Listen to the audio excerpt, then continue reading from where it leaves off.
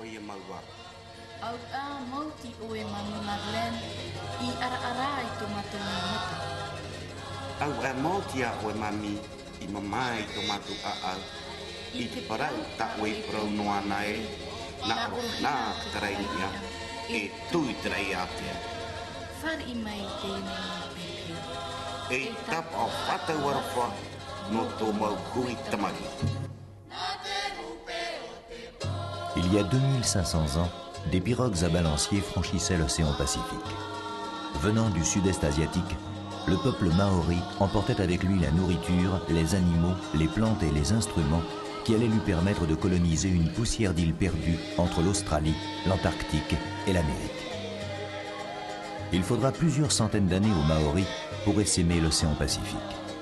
Leur parfaite connaissance de la mer, leur science des courants et des vents conduiront ces colonies humaines de quelques centaines de membres à s'établir sur des îles éloignées de plus de 6000 km du continent le plus proche.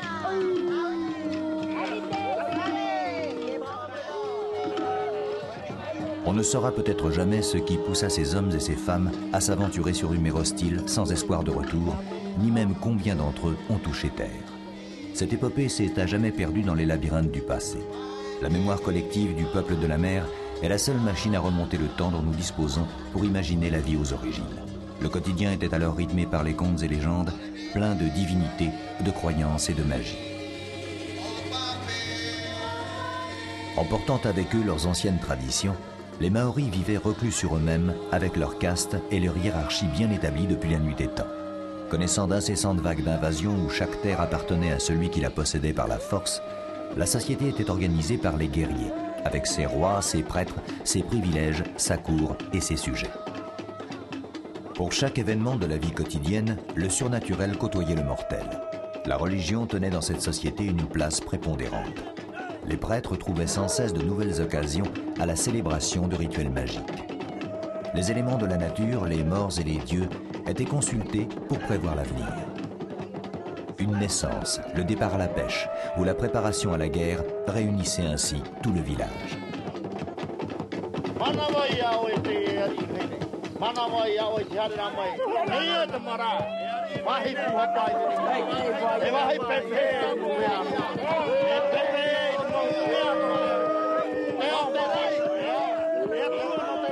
En ces temps reculés, le monde pour le Polynésien se limite à l'île sur laquelle il vit, au lagon dans lequel il trouve sa nourriture et au système communautaire qui l'entoure, foyer de son existence et de son identité. Contrairement aux autres civilisations qui peuplent la planète et qui ont déjà inventé l'écriture, le Polynésien transmet son histoire par la parole. Tout au plus, le tatouage est-il une rare exception. En effet, chaque motif ou dessin représente les faits marquants de son histoire, la lignée parentale ou encore la position hiérarchique qu'il occupe. C'est en quelque sorte sa carte d'identité, gravée à même la peau. L'opération est délicate et douloureuse.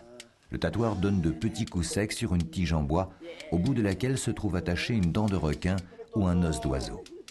Il enduit ensuite cette pointe d'une teinture préparée à base de fruits ou d'écorces calcinées, mêlées à de l'eau. Les chants encore connus aujourd'hui sont les seuls témoignages vivants du quotidien culturel et religieux qui s'organisait autour de la vie en communauté.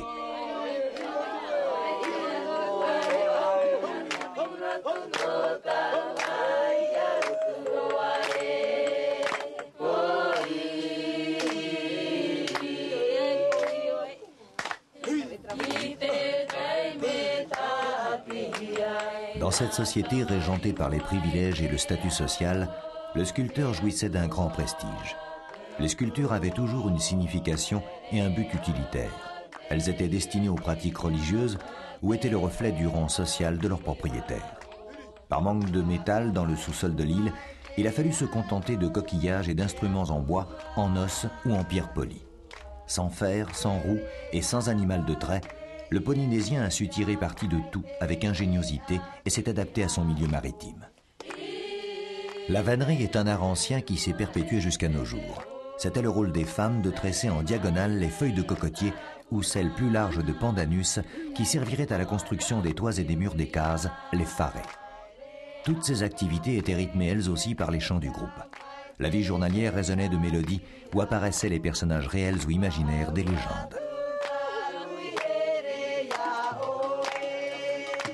L'amour du rythme se manifeste particulièrement dans la danse, pour les grandes fêtes annuelles, après les guerres, autour des jeux sportifs ou pour l'accueil d'un visiteur.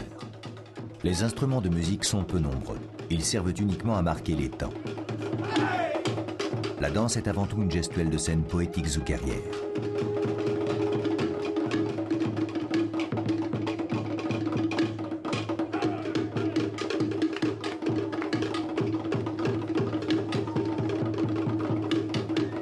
Ainsi allait la vie en ces temps oubliés. L'ordre du monde était établi et nul n'aurait imaginé qu'il viendrait à changer. S'il n'était cette ancienne légende que l'on contait les soirs de pleine lune et qui parlait de la venue prochaine d'une immense pirogue sans balancier conduite par des hommes blancs. C'est exactement ce qui se passa 1767 ans après la naissance d'un dieu.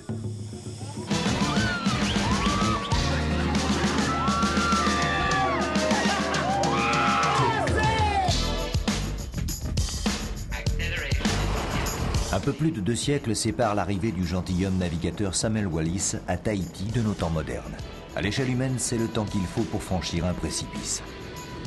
C'est en observant notre époque, le passé en mémoire, que nous comprendrons mieux l'extraordinaire bouleversement qu'a connu la Polynésie. Comparable à aucune autre région du monde, c'est aujourd'hui un lieu unique où se mélangent étroitement toutes les cultures de la planète, toutes les religions et où domine en maître absolu le système économique européen imbriqué dans le savoir-vivre polynésien. Papeete, centre névralgique incontournable, capitale économique d'un domaine maritime grand comme l'Europe. L'activité frénétique qui y règne n'a rien à envier aux grandes villes européennes ou américaines. Tout s'y trouve et tout s'y perd.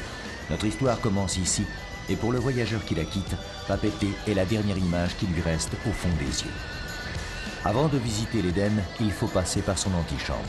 Le purgatoire ici, c'est de se perdre dans les ruelles agitées de 1000 mouvements. À chacun son parcours, on n'y découvre que ce que l'on souhaite y voir. Un jour, un immense navire a déposé le messager d'un dieu. Il s'y est trouvé bien. Il a appelé cet endroit le paradis terrestre.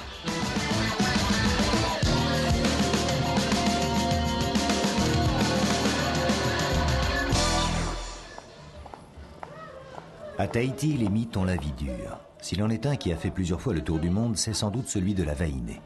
Lorsque les navigateurs, hommes de science, reviennent de leurs aventures océaniennes au XVIIIe siècle, la littérature européenne s'enflamme brusquement à la découverte des mœurs libertins et ludiques de ces femmes heureuses des mers du Sud. La Vahinée entretient désormais le fantasme de la femme facile que quelques cadeaux dérisoires permettent de posséder.